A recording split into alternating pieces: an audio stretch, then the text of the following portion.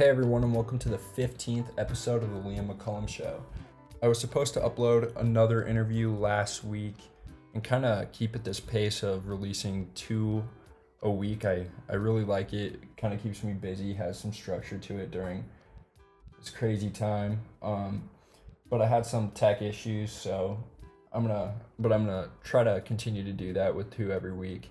Today I'm gonna interview Mark Thornton about the current economic crisis and a little bit about certain figures throughout history who have continuously predicted economic recessions. Mark actually predicted the housing bubble in '08, all the way back in '03. Other Austrian economists were saying that there was a housing bubble forming, and a lot of people laughed at him. There are some interviews of people laughing when they say that housing prices are going to fall. And Mark was one of those people that was made fun of. So yeah, we're gonna talk a little bit about people who have constantly predicted it over time, the theories behind these predictions, and who gets it wrong. So here's Mark. Hey everybody, I'm Dr. Mark Thornton. I work at the Mises Institute in Auburn, Alabama, and we are the foremost disseminators of Austrian school economics. We're a nonprofit organization, and I've been working for them for many years, and it's a real pleasure, and I hope you all go to mises.org and check us out. Well, yeah, thanks so much for joining. Today I really just wanted to talk about the economy and Austrian business cycle theory and the people who have been getting it right for decades. But really quick, do you want to just give a basic overview of what Austrian business cycle theory is, and maybe then talk about other theories that are more mainstream? Sure, I'd love to. I have a new book out called The Skyscraper Curse and How Austrian Economists Predicted Every Major Economic Crisis going back 100 years. And so if you really want to get into the weeds, it's a very inexpensive and very readable book, and explains all the stuff we're going to be talking about today in much greater detail. But basically, the Austrian business cycle theory is an economic theory of the business cycles, the ups and downs in the economy, the growth in the economy, the recessions and economic crisis in the economy. And as I said, it's an economic theory of the business cycle. Most other theories of the business cycles are not really truly economic, and I'll explain why. But first of all, the Austrian business cycle theory starts with distortions from the Federal Reserve in terms of their fixing interest rates in the economy, where they think they can apply essentially price controls to interest rates. And this ends up misleading entrepreneurs into the true underlying fundamentals in an economy, because the interest rate really tells us a great deal of what's going on. Should we conserve on capital because interest rates are high, or should we splurge when interest rates are really low, or should we try to invent new ways of doing things because we have access to credit at very low rates, and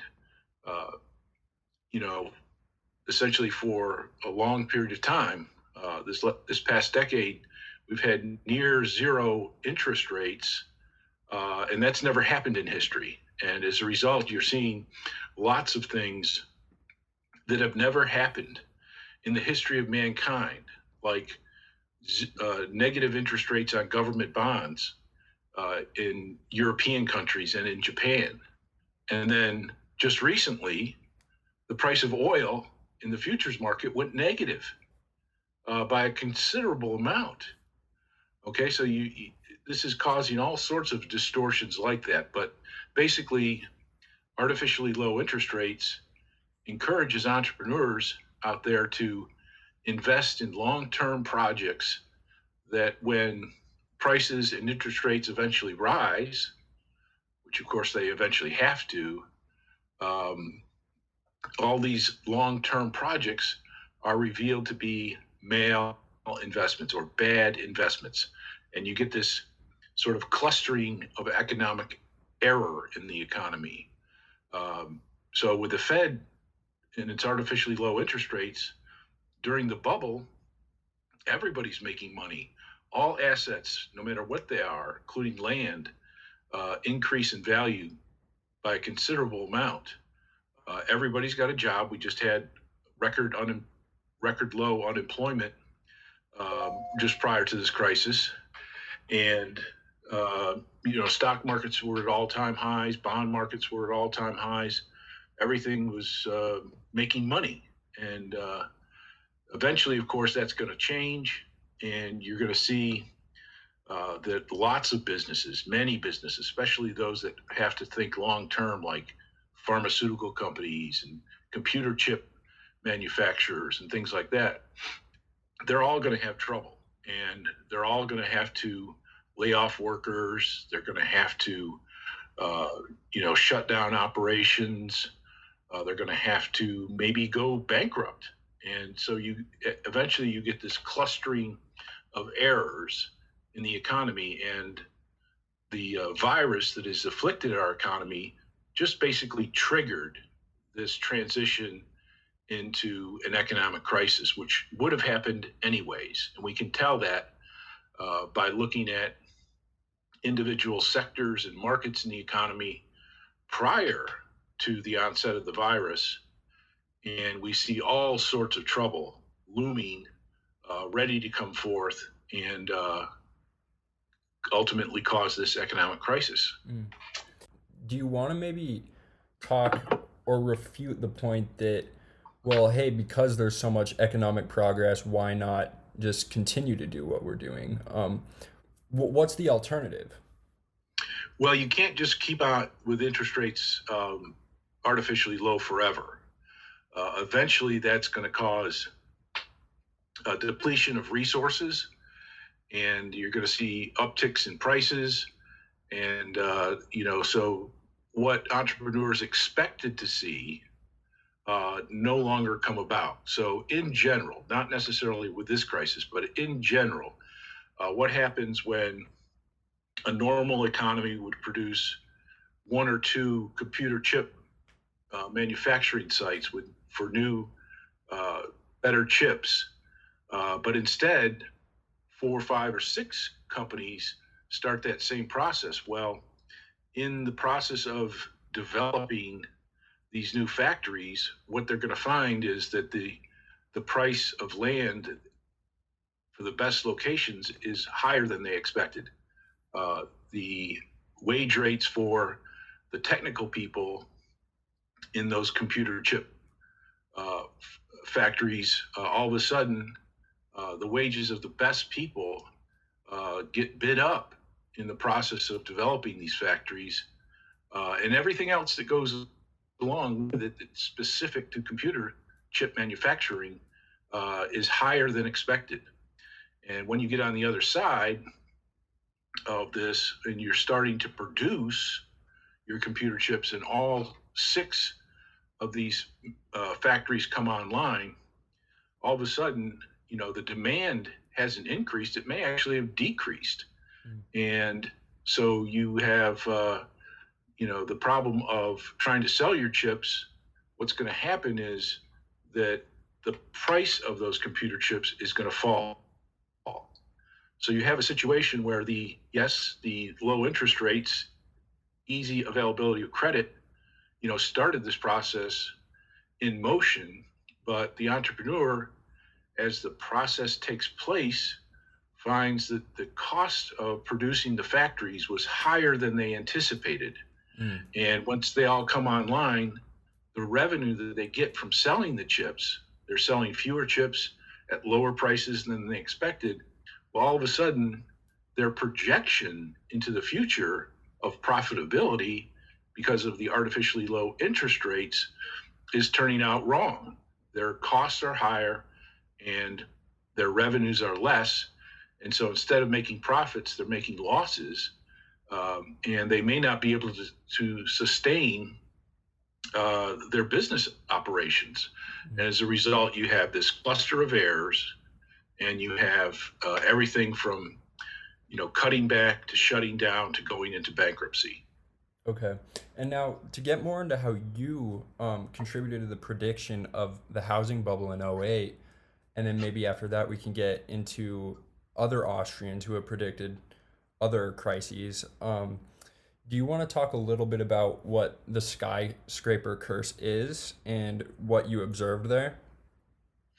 Yeah, sure. The skyscraper curse is the unlikely correlation of the building of a world record setting skyscraper and then an impending economic crisis. And this correlation goes all the way back into the 19th century, and it's had an uncanny record of making accurate predictions. Of course, it's not a person, it's not a mechanism, it's just an indicator of what's going on in the economy. So, in this period of artificially low interest rates, when everybody's making money and the value of assets is going up, it's almost inevitable that somebody will try to set a new world's record. Okay, so the record setting skyscraper is just a symbol, really, of the artificially low interest rates, the mania of speculation that's going on eventually in the economy, and then ultimately an economic crisis. And as I said, that's gone back, into the 19th century. It's not something that Austrians used. It's only been around and known of for about 25 to 30 years. Austrians use the Austrian business cycle theory, of course, and keeping an eye on what central banks are doing to interest rates to make their predictions. Mm. Okay. Now, for myself, in the housing bubble, we knew bubble conditions uh, were there basically in the early 2000s, and sometimes you sort of rely on um, psychological processes that are taking place in the economy. And what was going on in 2004 was people were flipping houses, where you'd buy a house at any price and then try to turn around and resell it to somebody for a higher price. That was going on. You had, everything from cab drivers to philosophy professors talking about, the boom in the economy and the value of their stocks and those kind of things. My brother and his business, I talked to him one day, and he said, what he was able to do for his customers and for himself and for his company. He said, Mark, it's almost too good to be true. And the next day, I was talking with a colleague of mine in the economics department at Auburn, and he had a rental house that he was going to sell. And the real estate agent and he went to the house and put up a for sale sign on a Sunday afternoon. And by late Sunday afternoon, he had already had 8 offers on the house. And the last one was worth $20,000 more. This is a small house, too, $20,000 more than the asking price. And so I immediately sat down at my computer and typed out that article on the housing bubble, housing too good to be true. And indeed it was. And housing was the epicenter of the collapse. And of course, that tied into the mortgage-backed security markets and everything along those lines. And pretty soon you saw signs going up all over the town, all over the country of economic distress. And so, you have the Austrian business cycle theory, but you actually have to be out and about in the economy, looking at markets, everything from national markets to your local markets. You have to be talking to people, and you have to be listening to people, more importantly, see what they're saying. Just recently, before this virus hit, I was at the gym, and 2 friends of mine were on the stationary bikes, and they were talking. They were both retired, and they were talking about their portfolios and that they were getting more money out of their portfolios than they could spend in any given month. And they were sort of giggling away. And I turned to them, I said, you know, you guys are the best sign that we're heading into an economic crisis very, very soon. Mm-hmm. And this was right before the virus really was known about. Right. And can you speak a little bit about how bubbles are formed in particular markets? Like why was housing chosen, and how do governments determine, I guess, where the bubbles will form? That's a great question. Um, the cause of bubbles in the business cycle is the Federal Reserve and its interest rate monetary policy. But bubbles are usually bubbles in particular areas. And so there are particular reasons, especially at the time, when the government was essentially funneling the bubble into the housing market. And it does so in a number of different ways. There's tremendous tax advantages to investing in real estate, which were increased right before this bubble started. Um, there was a Community Reinvestment Act, and where banks are forced to lend money to people who don't have any good credit, and that program was enhanced in 1999, so that banks were forced to lend even more money to people without good credit. And then finally, there are things like mortgage-backed securities, which I'm sure many of you have heard of, and there's a lot of other of these packaged securities whereby banks can lend mortgages and then bundle a large group of these mortgages into tranches. It's a big conglomerate investment package, and it's assumed that only a certain percentage of mortgages will fail, and the owner will go under, and the house will have to be repossessed by the bank. And so they created formulas as to, what's the percentage, and then we cut that percentage off of the mortgage-backed security, and we label that as non-investment grade assets, and then the rest of it is graded at AAA. So it was thought to be the equivalent of a U.S. government bond, and so that part of the package can essentially be used by banks as collateral, allowing them to lend even more money than they're supposed to.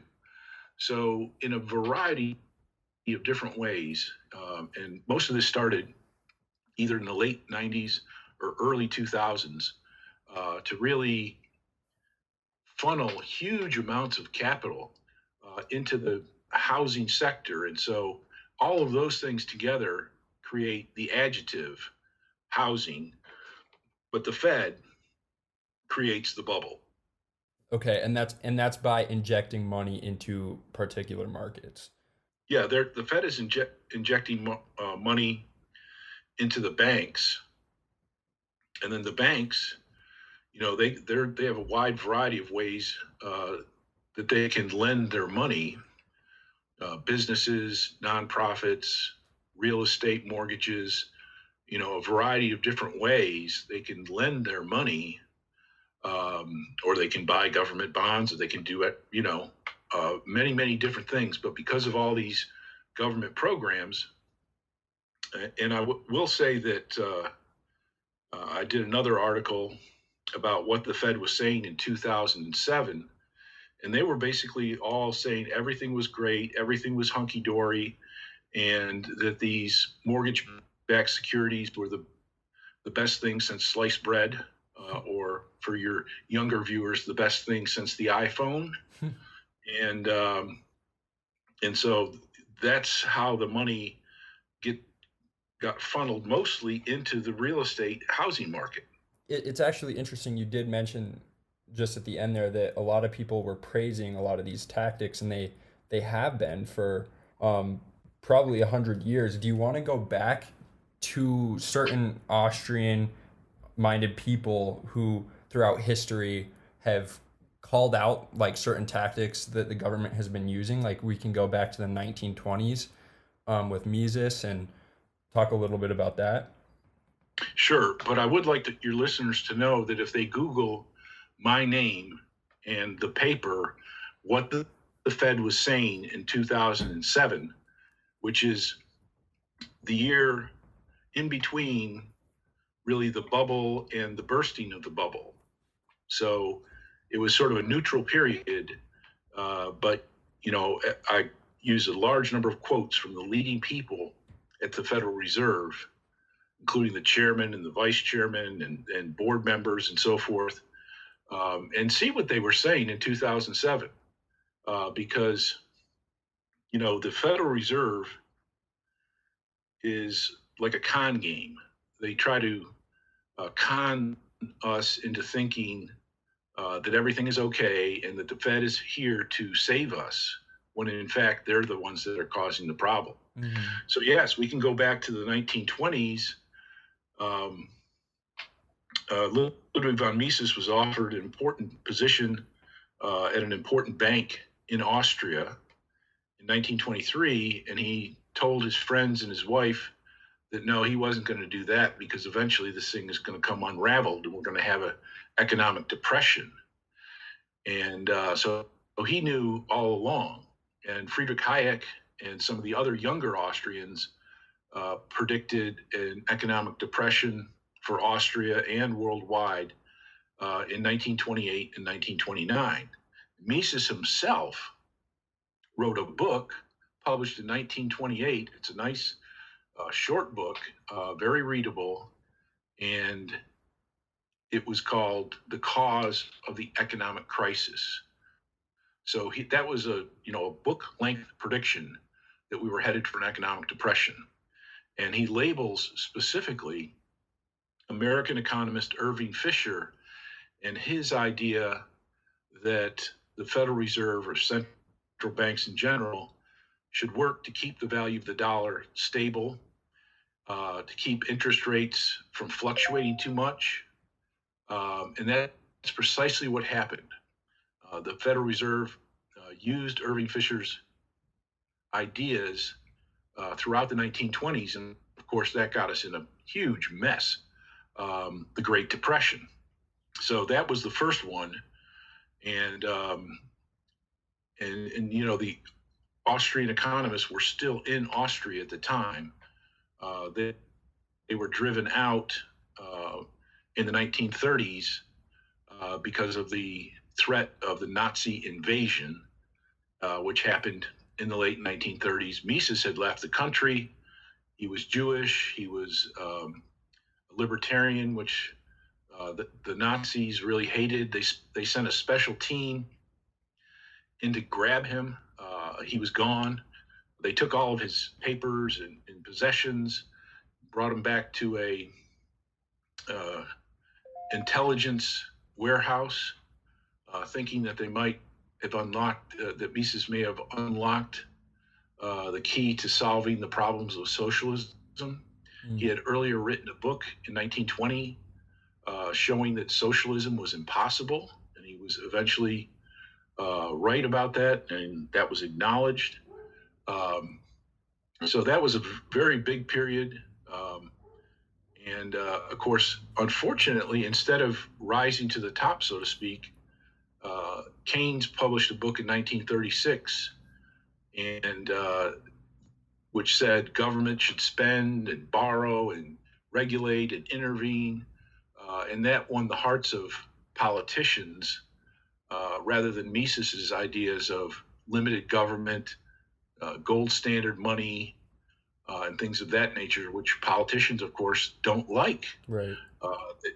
They're restricted by limited budgets and the gold standard. So, and then really the next big crisis in the United States began in 1970. It lasted to 1982, and it was called the Great stagflation. And the great stagflation was the unthinkable combination of unemployment and inflation. Mainstream economists think that, well, you either get unemployment and low inflation or full employment and high inflation. They could never think of the idea that you could get both simultaneously, high inflation and high employment. But in the late 1960s, the Austrians saw all this coming. Ludwig von Mises, who was very old and would soon die, he was out there giving speeches and writing articles saying that what we're doing in terms of money and spending is wrong and it's going to end badly. We had Henry Hazlitt, who was an editor for places like the New York Times and Newsweek. He had retired, but only recently did I find that he went and started writing for the Los Angeles Times. He wrote over 150 articles for the Los Angeles Times, and virtually every one of them were warnings about how much money the government was spending on poverty programs and the Vietnam War, the military, and so forth, and was artificially increasing the money supply in order to pay for that. And so he was a very vocal voice trying to tell the American people that trouble was ahead. Murray Rothbard is also a very, very important Austrian economist, and he wrote a pamphlet called The Causes of the Economic Crisis. And it's a very short pamphlet. We have it online in PDF. And it really explains what everyone needs to know about the Fed and the business cycle. So Austrians were very, very vocal, even though there were very, very few Austrians left. And they were clearly warning before 1970 of what was to come. And what came in the 1970s and early 1980s was terrible economic conditions. I grew up during that time, and it was very, very difficult economically. And because of this high inflation and high unemployment, we had shortages, we had price controls, there were oil shortages where you could only buy gasoline every other day, and you were limited in the total amount you could purchase. So you had long lines at gas stations, a seemingly bizarre situation that I remember very well. It occurred before I could drive, and you'd want to go get some gasoline. You'd end up in very, very long lines, similar to today's lines to get food from charitable organizations. Really scary, especially for kids, I think, but really scary for everyone. And so that was a great prediction. And throughout the stagflation of the 1970s, Murray Rothbard and F.A. Hayek, who had kind of retired from economics, he came back onto the scene. He wrote at least 3 pamphlets explaining, what the problem was, what the cause of it was, and what the solution was. And he eventually won the Nobel Prize in economics. So they were working throughout this whole period, and Rothbard and Hayek in particular were saying, you've got to raise interest rates, you've got to stop increasing the supply of money.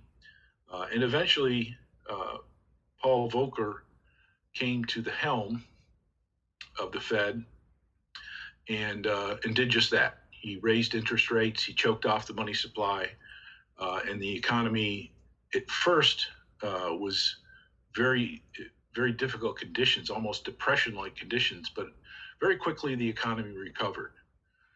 So I think that whole period is an excellent period to study. I have a long chapter of that in my book, The Skyscraper Curse. And everybody in your audience can get a free copy, electronic copy of that book, just by Googling Mises.org, Mark Thornton, Skyscraper Curse, PDF, and you should gain access to a click which allows you to download the book for free. So in any case, I guess the next major economic crisis was the tech stock bubble. We had a big run up in tech stocks in the second half of the 1990s. In the year 2000, that bubble cracked and crashed. Hundreds of internet and electronic type companies went out of business. Fortunately, the government didn't intervene. They didn't try to save those companies. And so fortunately, the economy recovered fairly quickly, is because the government didn't intervene. And well, there's 50 Austrians probably who were predicting that crisis. And I have a chapter in the book where I go through some of the Austrians who predicted that. As a matter of fact, I have a whole journal article on the subject, which is summarized in the book. And also, I'm also in all of these crises, I'm quoting mainstream economists as well, Keynesians and so forth, and what they thought was going on. Well, they're always totally misled by the bubble. And so during bubble conditions, the mainstream economists are cheerleading the whole thing, think it's going to go on forever and ever. And they look like real zombies in the aftermath. And the same thing held true during the Japanese stock bubble.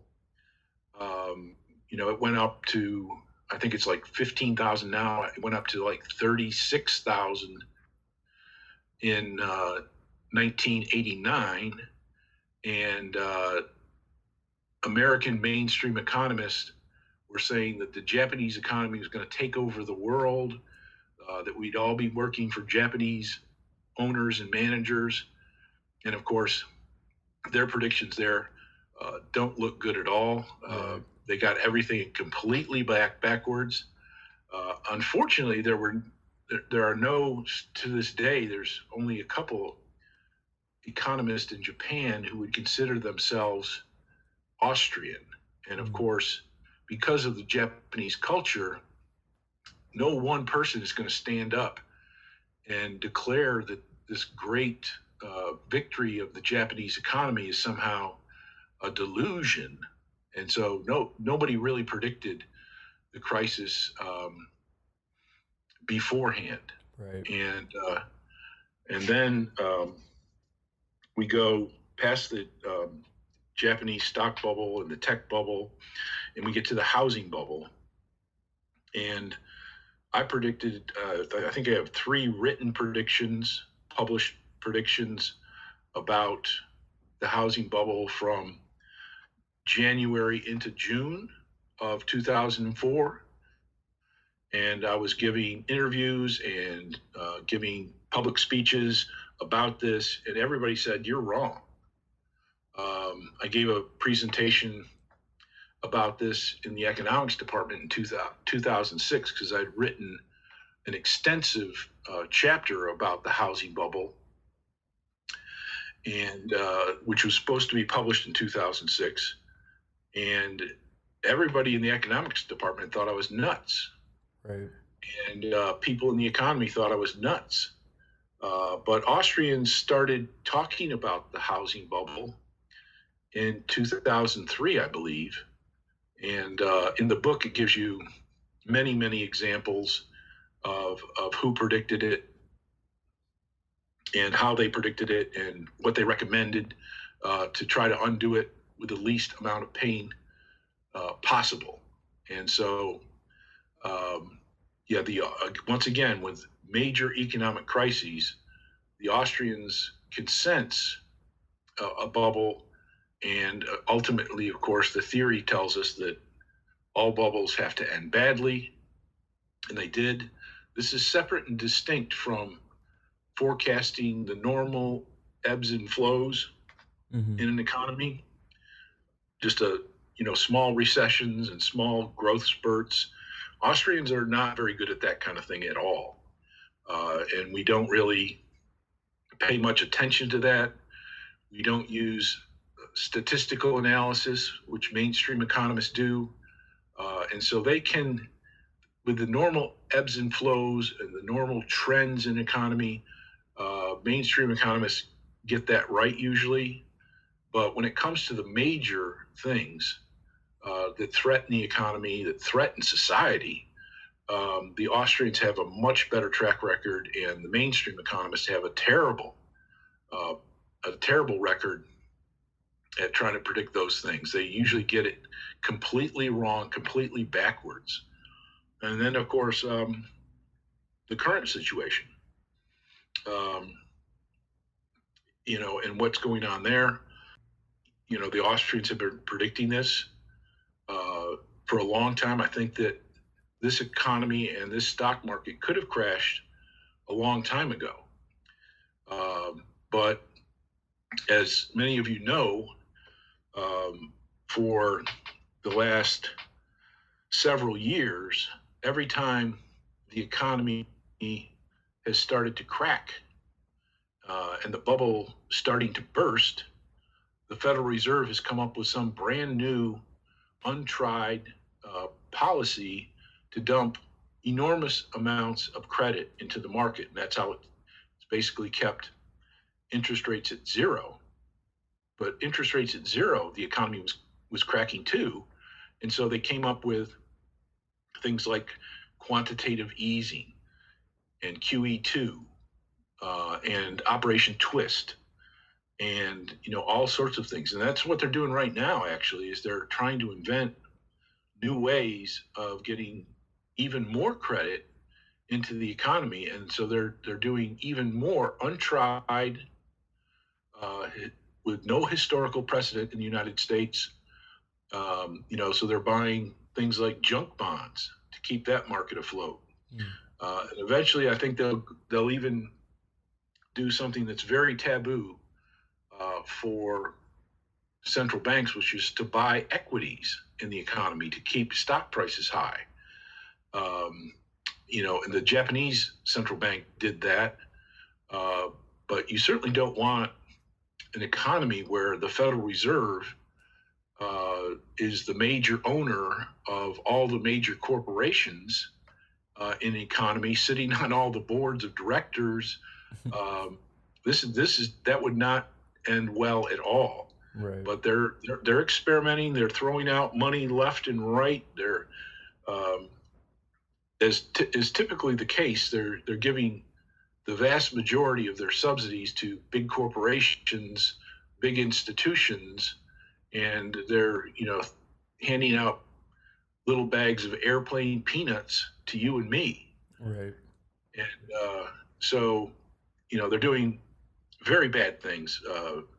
I would say not only irrational and non-economic, but unethical as well, because all the government debt that's obviously has to be created here is something that's not going to do the trick. It's not going to fix the situation, and it's going to burden future generations like yourself. And what's to come of all that? Well, I'm afraid it's not going to end well at all. Right. And we can't know in particular how it's going to end, but drastic things are going to take place. Is there any tactic to devalue the debt through all of this? Is part of the reason that they're printing to devalue the dollar in order to pay back that debt? Well, yeah, I mean, that's what's happening in a large amount. I mean, something that's, didn't happen to any great extent going back before the housing crisis to the beginning of the Fed, the central bank, that really never happened. It certainly didn't happen on the gold standard at all. They were tightly controlled and very much limited into what they can do. But basically, I mean, the Treasury is issuing bonds, which are purchased by banks, and then the Fed comes in and purchases the bonds from the banks, and so they're basically indirectly injecting cash and credit into the economy in enormous amounts. I mean, we were very concerned when they had a balance sheet of $4 trillion. And eventually, after many, many years, they started trying to sell some of that balance sheet back into the economy. Well, the economy and the stock market reacted very badly, so they stopped doing that. And now, as this crisis develops, the Treasury, the government basically has decided to inject the equivalent of over $6 trillion, and 2.5 trillion of that is going into various sectors of the economy. You know, the Harvard got a $8.9 million subsidy, and so it's going to mostly to elites and big corporations. It's going to restaurant chains rather than mom and pop type restaurants.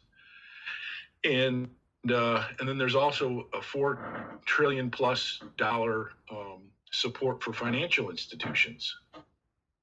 So, and then there's much more to come. They're working on another $350 billion more credit for the Small Business Administration. Mm-hmm. So, they offered $350 billion to small businesses on a Friday, and by Monday, the money was gone. Right.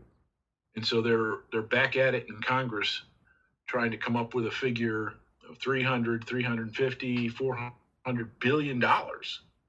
And this is not going to solve the situation. So if they continue to go down this avenue without opening up the economy, it's not going to work. It's just going to create a larger national debt, and closing down the economy, it's going to be very difficult to reopen the economy. A lot of businesses, restaurants, mom and pop operations, small businesses, we don't know if they're ever going to come back. Right. We don't know what's going to happen to the structure of the labor market. We don't know what's happening to people who work in nail salons or barbershops, things of that nature. What's happening to them? It's not good. And I have not looked at the statistics, but I think that things like, unfortunately, suicides, alcohol and drug abuse, problems within the family, all of these problems have yet to be counted. And I think that they're going to be very significant. And I think that a lot of people are going to die not of the virus, but of the shutdown itself. Mm-hmm. I was planning on this economic crisis, so I was fairly well stocked in terms of the basics of canned goods and paper goods and, stuff like that, medicine. But most people, this is an important point, and it's one that is, I wrote an article that should be coming out in the next couple of days on Mises.org, where I lay out the entire economy as it existed before the virus showed up. And yes, labor markets have all-time low record unemployment. So that's an all-time low record unemployment. That means basically anybody who wants a job can have a job. As a matter of fact, in December, we had a record all-time high of job openings in the economy.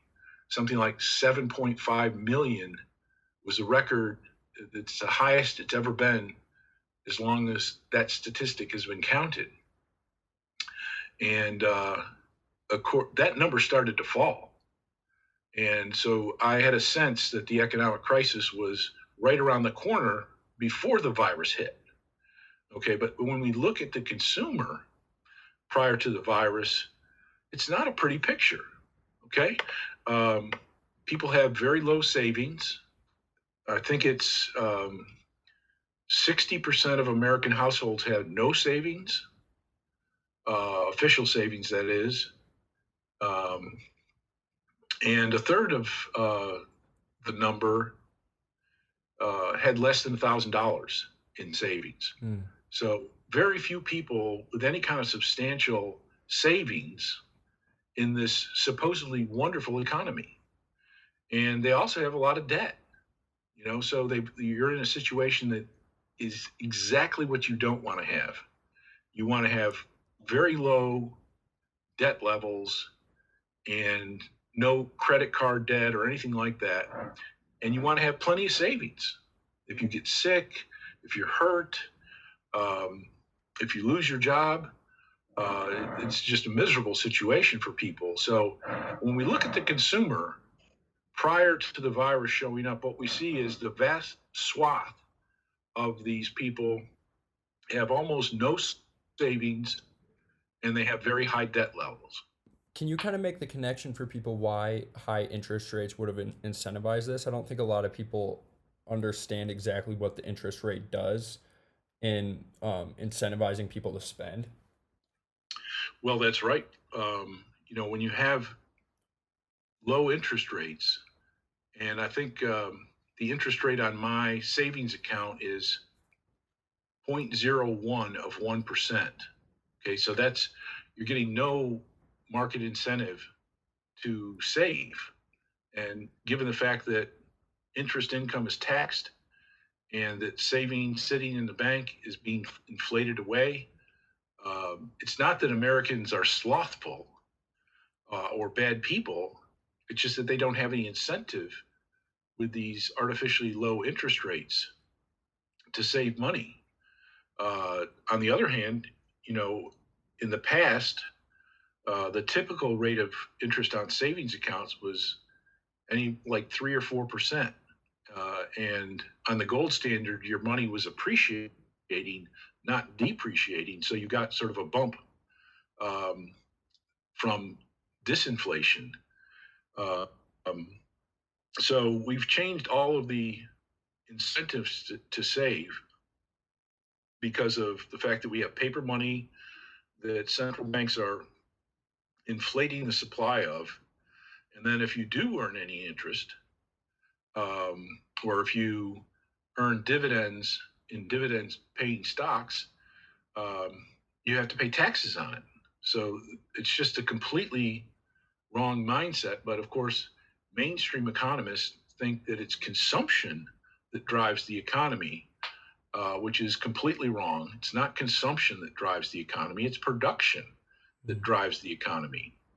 And so they've got it completely wrong from the start. So they see, Keynesians, for example, see savings as a leakage from the economy. So they want to discourage savings, which, if you have plenty of savings, any kind of artificial or natural disaster that hits you in your household, you have a way of waiting out the storm, so to speak, surviving to work another day, to get another job, and you're not in a nervous, petrified situation. You're calm, cool, collected, and you can reintegrate yourself back into the economy, back into labor markets, make adjustments along the way to your spending and so forth. But this thing hit so quick, and it hit a dysfunctional labor market and a very dysfunctional consumer. And and the important thing here is, if you look at averages or total savings in the economy, you look at the aggregates the way Keynesians do. If you look at the way the Keynesians view the economy with savings as a leakage, and you want to prevent savings at all costs, and you want to increase consumption at all costs, that's a real problem. And they get it wrong from the very beginning, and that they've essentially been in charge. The Austrians view savings as very, very important for all the reasons I've discussed about protecting yourself against job losses and downturns in the economy. Keynesians see it exactly the opposite. They think that savings is a leakage from the economy. They think that consumer spending is the driving force of an economy. And you'll hear this all the time on CNBC, the local news, the national news. That's the lead-in is consumption in the economy, which, of course, consumption is the ultimate end, but you can't consume what you haven't produced. Right. And so Austrians argue that it's production that really matters. And if you want to increase production, you have to have real savings in the economy that's going to go to banks, that's going to go to businesses, that's going to invest in capital equipment and computers and news stores and so forth. And all of that's going to require more workers, and more workers are going to require higher wages. So that's what economic growth is in the absence of a Fed, is that it's normal interest rates that induce people to save and allow banks to expand credit normally and naturally, not artificially. Right. And so you don't get a business cycle. You get investment in what's really needed by businesses for consumers, and then you get higher production and you get higher wages.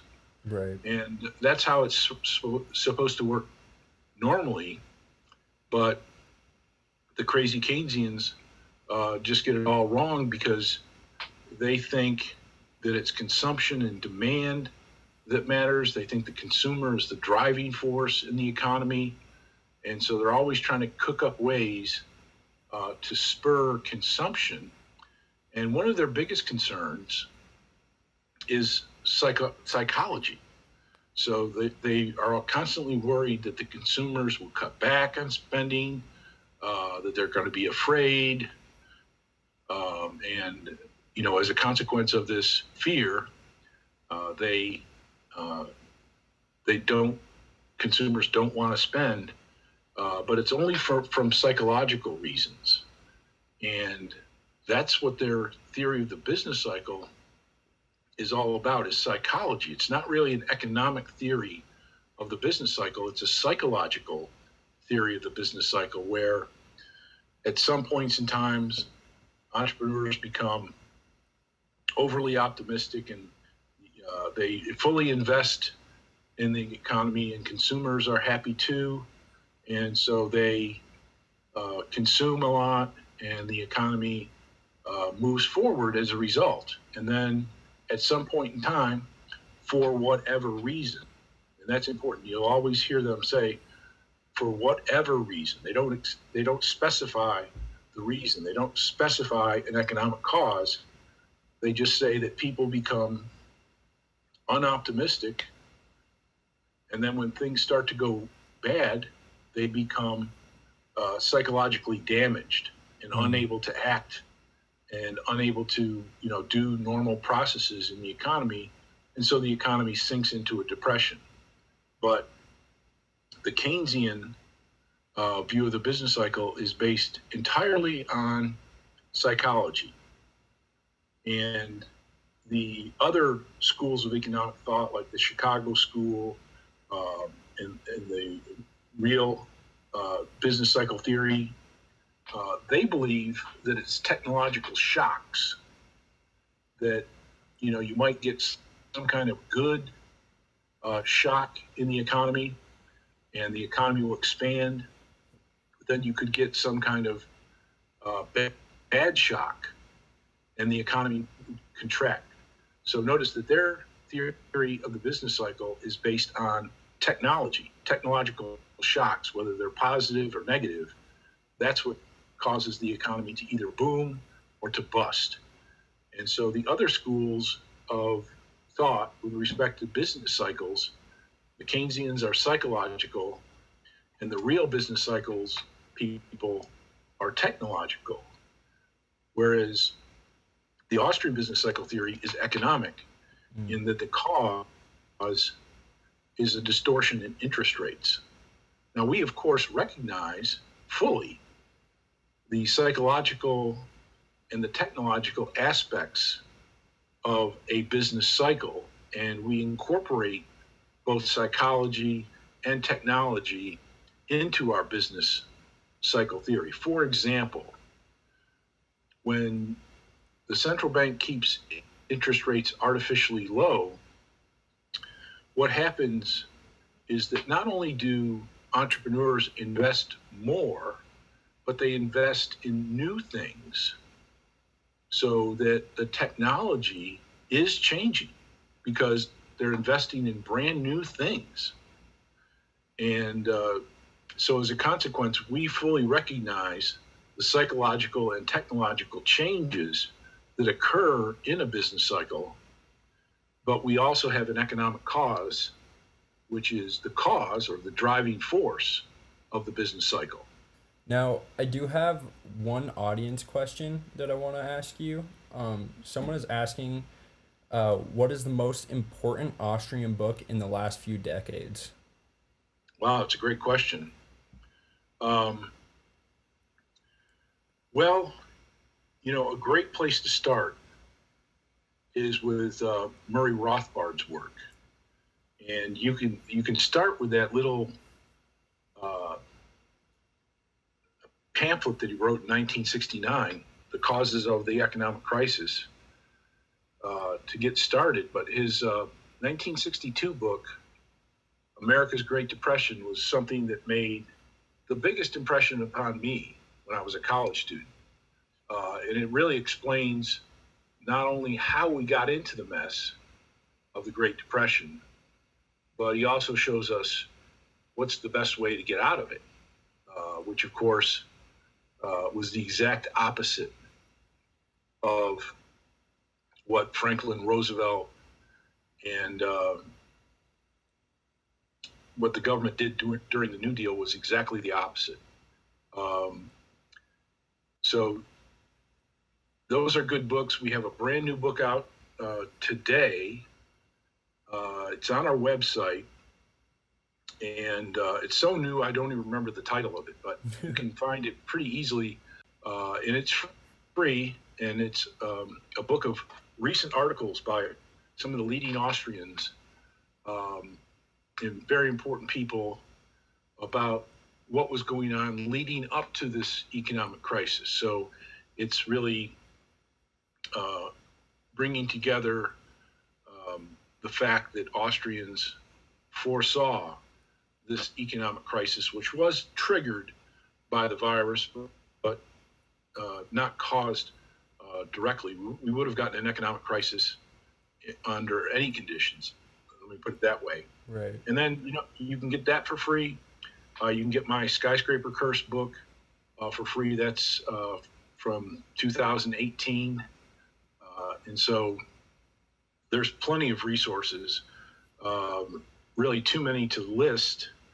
But if you want the recent ones, I would say this brand new book that the Institute has published on Mises.org and my Skyscraper book. So those are brand new sources.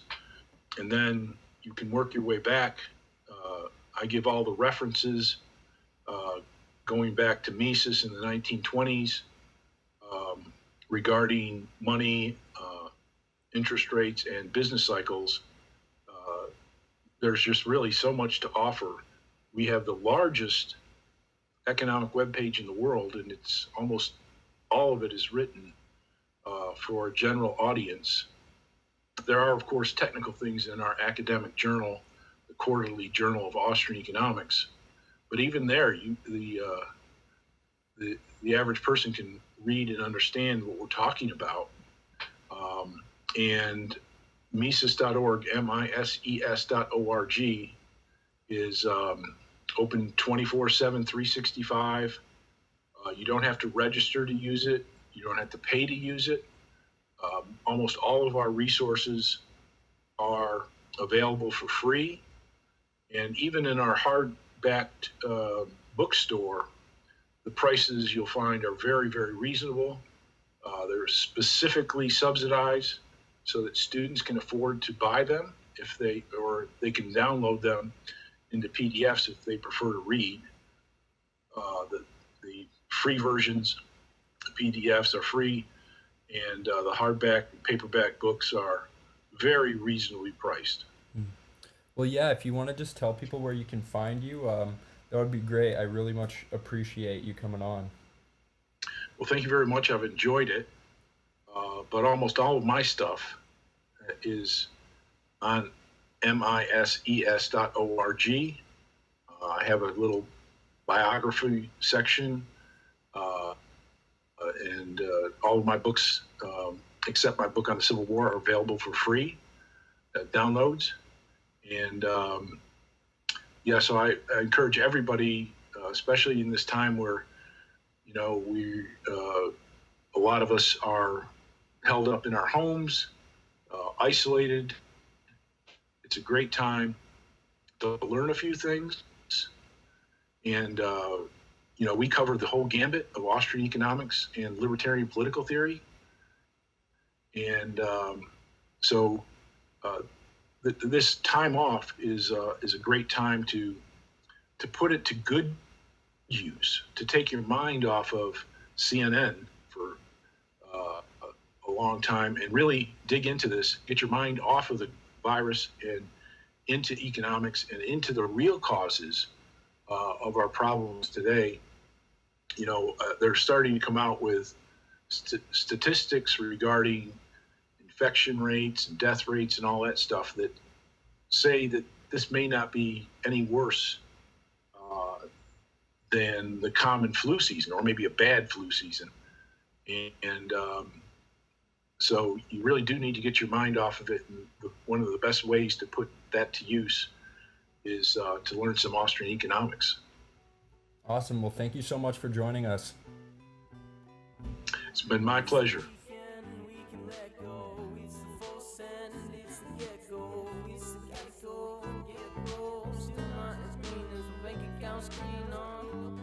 Not really, though. You would probably